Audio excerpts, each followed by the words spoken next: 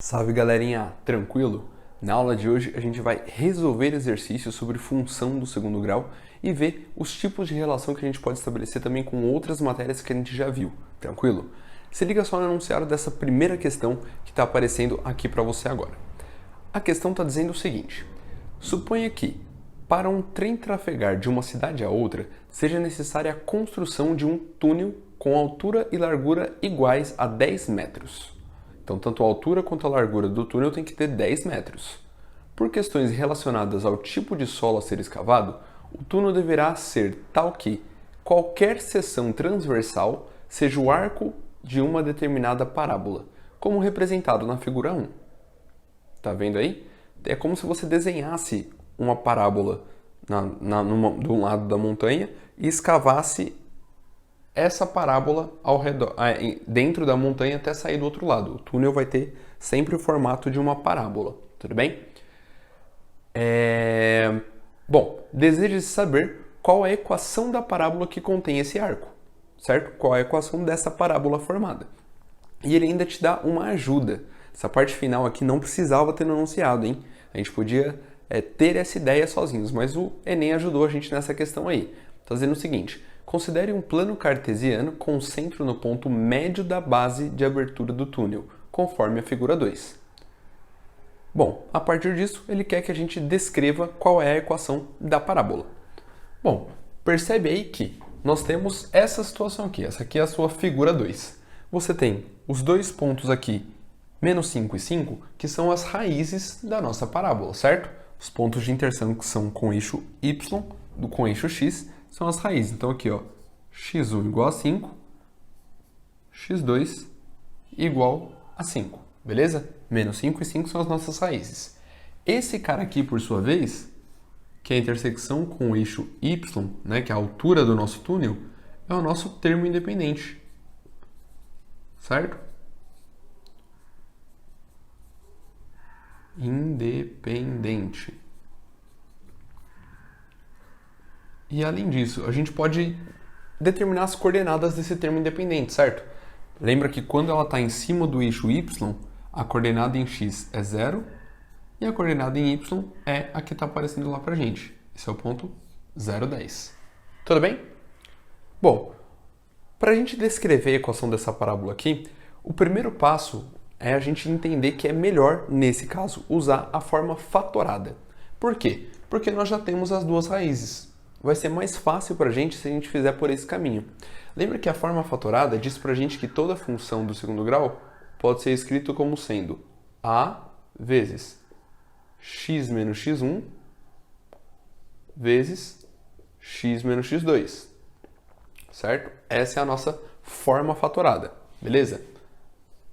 Bom, aqui no nosso caso as raízes são menos 5 e 5. Como é que a gente pode transformar então nessa parábola aqui?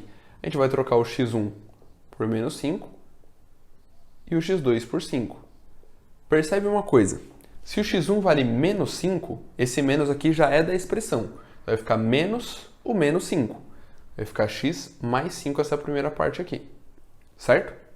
E o x2 vale 5 mesmo, então vai ficar x menos 5 aqui. Beleza? Então, essa é a cara da nossa parábola por enquanto. E aí, o que é muito interessante aqui? Ele, com um ponto só, a partir de quando a gente tem as duas raízes, com um único outro ponto da parábola, a gente consegue determinar o coeficiente a, que é a única parte que está faltando para a gente depois desenvolver e encontrar a resposta em uma das alternativas, certo? Então, o que a gente vai fazer? Substituir o único ponto que ele deu para a gente, que é esse aqui, certo? Que é o ponto 0, 10. Então, a gente vai trocar o x por 0, vamos calcular o f de 0. Isso vai ser a vezes 0 mais 5 vezes 0 menos 5. Só que quanto vale o f de 0? O valor da função quando x vale 0 é o 10. Então, f de 0 vale 10. E do lado de cá, você vai ter 5 vezes menos 5, menos 25.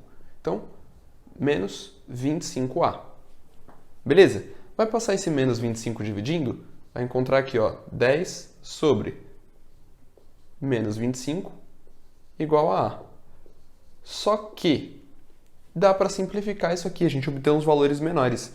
Dividindo por 5 em cima e embaixo, vai ficar menos 2 quintos, certo? Menos 2 quintos. Esse aqui é o valor do nosso coeficiente A. Uma vez que a gente tem o coeficiente A, agora a gente substitui nessa linha aqui e encontra tranquilamente a expressão da parábola. A gente vai ter então f de x igual menos 2 quintos vezes x mais 5 vezes x menos 5. Ixi, deu uma apertadinha aqui, mas coube. Bom, essa parte aqui, para a gente fazer mais rapidinho, lembra que é uma diferença de quadrados na forma fatorada, né? A soma pela diferença entre dois números. Então, o resultado aqui, mantenho 2 quintos lá por enquanto, a multiplicação dos parênteses vai ser igual ao quadrado do primeiro menos o quadrado do segundo, que é 5. E 5 ao quadrado dá 25. Certo? Agora, só fazer a distributiva desse menos 2 quintos aqui, você vai encontrar f de x igual menos 2 quintos vezes x ao quadrado, menos com menos vai dar mais, 2 quintos vezes 25, quer dizer que você vai multiplicar por 2 e dividir por 5, certo? Então, 25 vezes 2, 50. Dividido por 5, 10. Então, essa aqui é a nossa função que representa essa parábola, que você encontra na sua alternativa A. Belezinha, pessoal? Tranquilo? É uma questão bastante interessante, importante também da gente saber quando os enunciados vão pedir esse tipo de coisa para a gente. Quando ele dá o gráfico, é muito mais fácil para a gente partir da forma fatorada, tendo as duas raízes. Tudo bem? Bom, na nossa questão número 2, ele está dizendo para a gente o seguinte, dá uma olhada nesse enunciado. O lucro de uma empresa pequena é dado por uma função quadrática cujo gráfico está representado na figura abaixo, que aqui no meu caso está ao lado. Aí você tem a figura aí do gráfico, certo? Você tem basicamente 3 pontos aí, certo? Você tem que o seu gráfico passa pela origem. Então você já sabe que o C vale zero, né? O termo independente vale zero. E também que o zero é uma raiz dessa função, certo? E aí você tem esses outros 2 pontos que estão determinados aí, beleza? Bom, ele pergunta pra gente aqui qual é o lucro máximo, certo? E aí uma coisa que é muito importante aqui. Quando ele pede pra gente o lucro máximo, ele está pedindo o x do vértice ou o y do vértice? Bom, ele está pedindo o y do vértice. Por quê?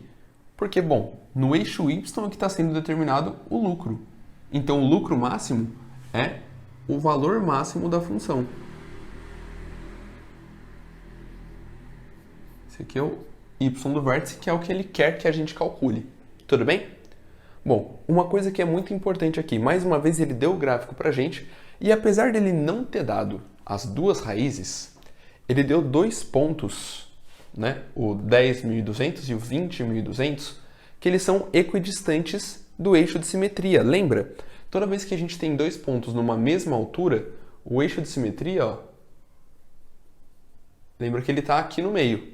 Claro, aqui a figura não está exatamente no meio, mas a definição é que esses pontos, eles, por terem a mesma altura aqui, vão ser equidistantes do x do vértice, certo? Que vai estar lá no meio do caminho entre eles. Então, é fácil descobrir o x do vértice aqui. Por quê? O x do vértice, ele vai ser a média aritmética entre esses dois caras. Pode ser 10 mais 20 sobre 2. E aí a gente encontraria que o x do vértice vale 15. Você fala, professor, mas eu não consigo entender desse jeito. Bom, mas presta atenção que essa foi a definição principal da parábola que a gente viu. O eixo de simetria corta a parábola exatamente no meio. E o fato de a figura às vezes enganar a gente de alguma forma não é um problema. Você tem que ir pela parte conceitual. O conceito diz que se os pontos estão na mesma altura, eles equidistam do x do vértice. Certo? Que é esse ponto central aqui. Então, se esse é o conceito que está correto, aplica ele e a gente encontra essa medida aqui que é um presente para a gente, certo? Lembrando que, como a gente quer calcular o y do vértice, nesse nosso caso aqui, a gente vai usar que o y do vértice é a mesma coisa que o f do x do vértice. Então, a gente vai aplicar isso aqui no final, tudo bem? Lembra disso aí. Bom, mas agora, então, para eu poder calcular eu preciso da função, certo? O que eu vou fazer aqui? Uma vez que a gente tem o x do vértice e tem uma raiz, concorda que é fácil descobrir a outra raiz? Por quê? O x do vértice está no meio do caminho entre as duas, não é? Se o x do vértice vale 15, quer dizer que a outra raiz vai estar aqui, ó. Vai ser o 30. Porque esse cara tem que estar no meio do caminho. Tudo bem? Então, 15 para cá, 15 para cá. A outra raiz para a gente é 30. Sendo assim, sabendo que as raízes são 0 e 30, a gente vai substituir de novo na forma fatorada.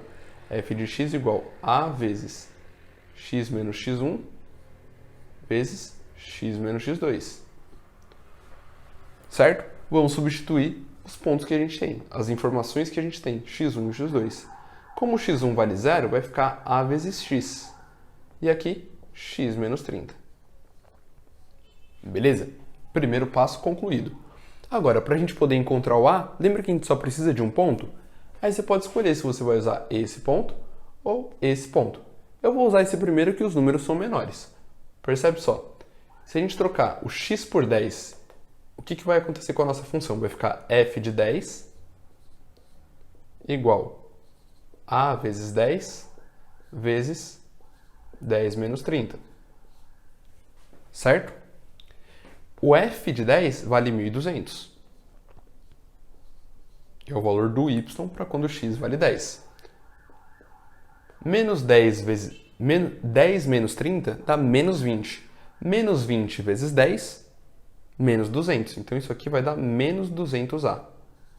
Se a gente simplificar aqui, ó, 2 zeros de cada lado, passa o menos 2 dividindo, você encontra que o seu a é igual a menos 6. Certo? Ufa, que bom que deu negativo, né? Porque a concavidade é para baixo. Bom, a partir desse momento, quando você tem o valor do a, é só substituir aqui para ter a sua função. Você vai trocar o a por menos 6. Então vai ficar menos 6x vezes x menos 30. E por fim, não se esqueça, a gente vai usar isso aqui agora, ó. Para calcular o y do vértice, a gente vai trocar o x por x do vértice, que é o valor que a gente já sabia desde o começo da questão. Então a gente vai trocar aqui o x por 15 e vai ter como resposta o y do vértice. Já vou mudar direto, ó. Y do vértice igual menos 6 vezes 15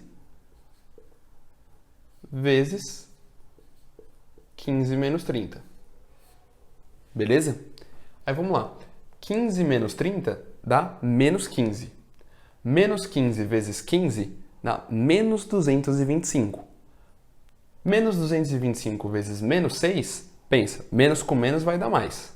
Então você já sabe que o resultado vai ser positivo. Ufa, o lucro é positivo.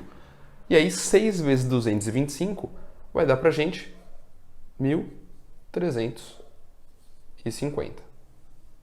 Nossa resposta final, belezinha? Que você encontra na alternativa C. Tranquilo, pessoal? Mais uma questão também que é bastante interessante, envolvendo aí a parte de lucro, conceitos de mercado, né? E também envolvendo aí função do segundo grau. Beleza? Agora, dá uma olhada no enunciado da sua questão número 3, que vai aparecer deste lado. Você deve estar lendo o seguinte enunciado. Um fabricante de poltronas pode produzir cada peça ao custo de R$300. Então esse é o preço de custo de cada peça. Se cada uma for vendida por X reais, esse fabricante venderá por mês 600 menos X unidades, onde esse X tem que estar entre 0 e 600, né? Porque ou ele não vende nada, ou ele vende no máximo 600 unidades. É isso que está dizendo. Ele pede para a gente assinale a alternativa que representa o número de unidades vendidas mensalmente que corresponde ao lucro máximo. Então, muito cuidado. Ele deu para a gente aqui os seguintes dados. O custo por peça é 300, o preço de venda é X e a quantidade vendida é 600 menos X. Então, a gente tem que encontrar um valor de X, depois que a gente montar a função, que corresponda para a gente substituir aqui nessa quantidade e obter a quantidade depois disso. Beleza? Vamos lá. Primeira coisa, ele está falando de lucro. Lucro, quando a gente tem custo e tem venda, é a diferença entre venda e custo. Lembra disso? No nosso caso aqui, ó, o lucro vai ser dado em função de x. E então, se o lucro está em função de x, a venda também vai estar em função de x, que é o preço de venda, mas a quantidade também está em função de x. Então, o custo também vai depender do x. Tudo bem? De uma outra forma, a gente só colocou o x aqui para determinar que todos eles vão depender do x para ser determinados.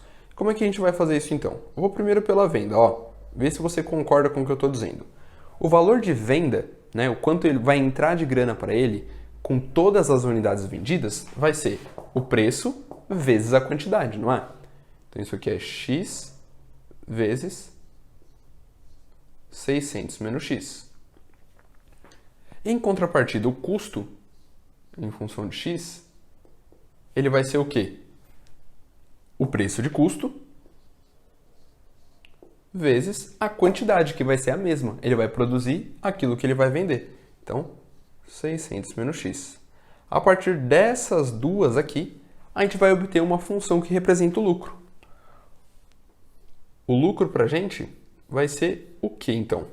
Vai ser a venda menos o custo.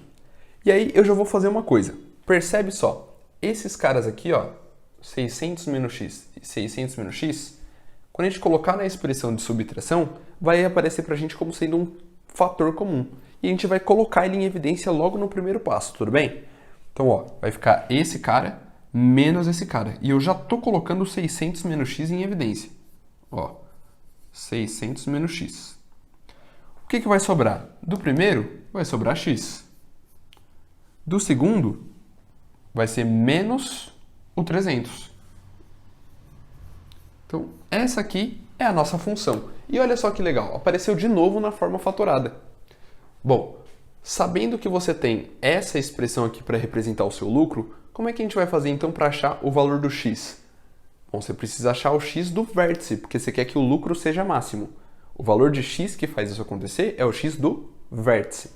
Bom, para encontrar o x do vértice na forma fatorada, basta a gente encontrar as raízes e fazer a média entre elas. Percebe? Aqui, você consegue tranquilamente obter que o x1 vale quanto? 600. E o x2 vale quanto? 300. São os valores que fazem com que essa função seja igual a zero. Lembra que raiz da função é quando esse produto aqui, o valor da função, vai dar zero. E se a gente tem, no caso, uma multiplicação que vai resultar em zero, um dos dois fatores tem que ser zero. Ou seja, para zerar esse fator aqui, o x deve ser 600. Para zerar esse fator aqui, o x deve ser 300. Essas são as nossas raízes, então. Beleza? Agora, para encontrar o x do vértice, a gente vai fazer aqui, ó. X do vértice igual x1 mais x2 sobre 2. Beleza? Isso vai ficar 600 mais 300 sobre 2, que é igual a quanto? 600 mais 300, 900 dividido por 2, 450. Então, esse é o x do vértice. O x do vértice é o preço de venda que maximiza o nosso lucro. Mas a gente não quer o preço, a gente quer a quantidade. Então, a quantidade, que é 600 menos o x do vértice no nosso caso, vai ficar 600 menos 450, que vai dar 150. Beleza? Pessoal, essa é uma questão muito importante, porque o 450 aparece aqui no meio do caminho como sendo o x do vértice e ele também aparece nas alternativas. Isso é uma pegadinha que muitas questões vão fazer, mas se a gente tiver atenção, a gente não cai nela. Só para frisar, a questão que aparece, a alternativa que aparece o 150 é a alternativa A. Beleza? Agora se liga que a gente vai fazer uma questão muito legal da FUVEST. Vamos lá? Bom, pessoal, agora para a nossa última questão de função quadrática. É uma questão muito bonita, muito interessante, que caiu na FUVEST em 2015. É um tema que é bastante recorrente na FUVEST, inclusive. Caiu na FUVEST 2020, caiu na FUVEST 2019, na FUVEST 2017, na FUVEST 2015. Então, você vê aí que nos últimos anos é um tema que vem aparecendo bastante aí no vestibular da FUVEST, beleza? Bom, dá uma olhada no enunciado dessa questão que aparece aqui para você agora. A trajetória de um projétil lançado da beira de um penhasco sobre um terreno plano e horizontal é parte de uma parábola com um eixo de simetria vertical, como ilustrado na figura abaixo. O ponto P sobre o terreno, pé da perpendicular traçada a partir do ponto ocupado pelo projétil, percorre 30 metros desde o instante do lançamento até o instante em que o projétil atinge o solo. Bom, a altura máxima do projeto, de 200 metros acima do terreno, é atingida no instante em que a distância percorrida por P, a partir do instante do lançamento, é de 10 metros. Quantos metros acima do terreno estava o projétil quando foi lançado? E aí tem as nossas alternativas, beleza? Bom, lembre-se do seguinte, pessoal. Isso que ele está dizendo para a gente aqui sobre a altura do lançamento, sobre a distância percorrida pelo ponto P, pé da perpendicular traçada. Bom, quando a gente pensa em perpendicular, claro, a gente está falando de geometria, mas é muito importante a gente ter conhecimento sobre isso também. O pé da perpendicular de um ponto que está em cima de uma trajetória, no caso da nossa parábola, é tipo assim: se você tiver um ponto nesse lugar aqui, o pé da perpendicular desse ponto aqui é a coordenada em x dele. Você traça uma perpendicular até o solo, esse aqui é o ponto P, pé da perpendicular. Então, o ponto P ele vai ficar em cima do eixo x, tudo bem? Ele vai transitar aqui em cima do eixo x. De acordo com onde tiver o projétil, o ponto P vai andando junto com ele, entendeu? É como se fosse a sombra sob um ângulo de 90 graus, beleza? Bom, uma vez que a gente tem isso, ele disse que a altura máxima de 200 metros é atingida no momento em que o projétil percorreu 10 metros a partir do lançamento. E aí, percebe que eu coloquei o plano cartesiano aqui de uma maneira muito conveniente para a gente estudar. Na figura não tem um plano cartesiano, mas se a gente fosse colocar um plano cartesiano, essa é a maneira mais conveniente. Por quê? Bom, a altura máxima está aqui o 200, eu não preciso fazer nenhum ajuste disso. A distância percorrida do lançamento, que é a beira do penhasco, do lançamento até ao atingir a altura máxima, 10 metros. E a distância percorrida até ali atingir o solo, 30 metros. Então, é o desenho mais conveniente, é o esboço mais conveniente do gráfico que a gente tem para fazer, beleza? Agora eu quero que você preste atenção no seguinte. O que ele está perguntando para a gente é a altura no instante do lançamento. Então, ele quer saber justamente esse C aqui, que é o nosso termo independente da função do segundo grau, beleza? Bom, agora, como é que a gente vai fazer para achar esse C aí? A gente precisa encontrar a função, né? Aí a gente pode pensar em obter a forma fatorada para desenvolver e achar a forma desenvolvida da função do segundo grau. Então, o primeiro passo aqui, eu acho que seria a gente tentar escrever a forma fatorada e ver o que ela mostra pra gente. Vamos tentar? Dá uma olhada só. É importante a gente já visualizar aqui que esse cara aqui é o x do vértice, beleza? Você tem o x do vértice e você tem uma raiz. Vou chamar ela de x2, porque vou colocar o x1 do lado de cá, tudo bem? Bom, se a gente já tem o x do vértice e o x2, concorda que é tranquilo achar o x1? Já que o x do vértice é igual à média aritmética, né? A soma dividido por 2 entre as duas raízes, bom, a gente tem o x do vértice e tem o x2. Vai ser moleza achar o x1, certo? Então eu vou substituir aqui, ó. O x do vértice vale 10. O x1 a gente quer encontrar. O x2 vale 30. E o sobre 2 continua aqui. Deixa eu passar esse 2 multiplicando. Vou encontrar que 20 é igual a x1 mais 30. E quando a gente passar o 30 subtraindo para o outro lado, você vai encontrar que o seu x1 é igual a menos 10, certo? x1 igual a menos 10. Primeira informação que a gente precisa aqui, a gente encontrou. Ó, vou fazer aqui um esboço de como seria continuar esse gráfico. Aqui é o ponto menos 10, que equivale ao nosso x1. Beleza? E temos o x1, temos o x2 e temos um outro ponto. Bom, isso tudo possibilita que a gente encontre a função de modo tranquilo, usando a forma fatorada. Então, ó, se a gente usar a forma fatorada, lembra que ela é f de x igual a vezes x menos x1 vezes x menos x2. Certo? A partir daí, o que a gente vai fazer? Substituir o x1 e o x2, que a gente já tem, e depois vamos encontrar o coeficiente a, tá bom? Então vamos lá. f de x igual a vezes x menos... O x1 vale menos 10, então menos 10 vai ficar mais 10. E o x2 vai ficar x menos 30. Aqui, beleza? Tranquilo? Bom, a partir de agora, o que a gente vai fazer? Substituir esse ponto aqui que a gente tem, que é o ponto que tem coordenadas 10, 200, para poder encontrar a nossa função. Beleza? Bom, f de x vai ser f de 10. Isso vai ser igual a vezes 10 mais 10 vezes 10 menos 30. Tranquilo? O valor do f de 10 é 200. Então, 200 é igual a vezes 10 mais 10 dá 20. 10 menos 30 dá menos 20. Então, menos com mais vai dar menos. Vou até trocar aqui, ó. 20 vezes menos 20 vai dar menos 400 vezes o a. A gente vai simplificar dois zeros aqui, dos dois lados. Quando a gente passar o menos 4 dividindo, a gente vai obter um resultado negativo, né? O resultado com certeza vai ser um número negativo. Também faz sentido, já que a concavidade da parábola é para baixo. E aí vai ficar 2 dividido por 4, que é tipo meio, né? Vai ficar menos meio. Esse aqui é o valor do nosso a. Bom, mais de meio caminho dado já. Agora que a gente já tem o coeficiente a, o que a gente vai fazer?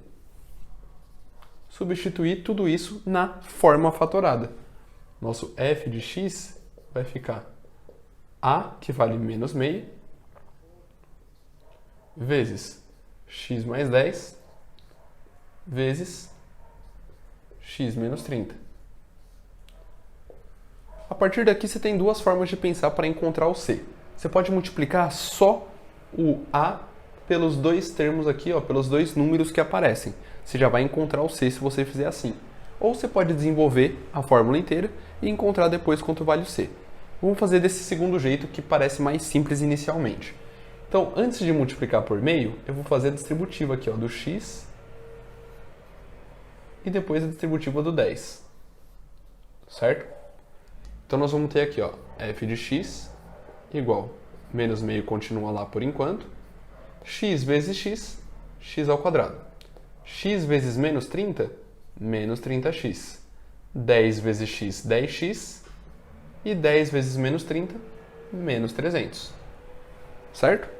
Vamos agrupar os termos semelhantes antes de fazer a distributiva, né? Você vai ter f de x igual menos meio, x quadrado, menos 30x mais 10x vai dar menos 20x. E o menos 300 continua lá. Certo? Agora faz a distributiva do menos meio. Lembra que todos os sinais vão inverter, porque é um número negativo, né? Então, menos meio vezes x quadrado, menos x quadrado sobre 2. Mesma coisa. Menos meio vezes menos 20 vai ficar mais meio vezes 20, 10. E o x aqui. E menos meio vezes menos 300 também vai ficar mais meio vezes 300, 150. E esse cara aqui é o c, que é o nosso termo independente. Certo? Portanto, a altura no instante do lançamento,